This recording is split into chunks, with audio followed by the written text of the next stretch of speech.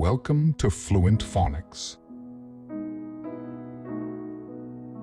Today, we will learn how to pronounce the word gullibility. Gullibility. Gullibility. Gullibility.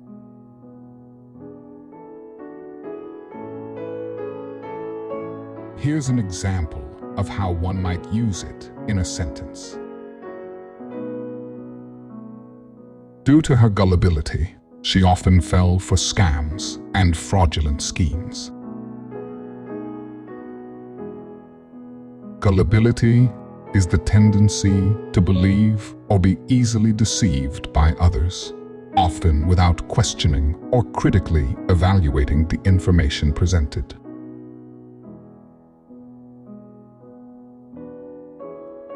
Thank you for your time.